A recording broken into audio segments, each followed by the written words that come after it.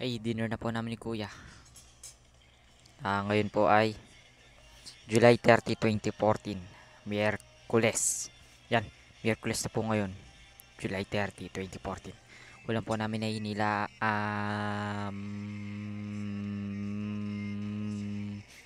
ginataang kalabasa. Ayan, saka may gatas at french fries from McDo.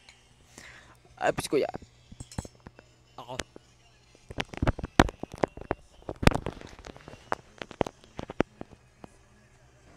Ito, parang ito.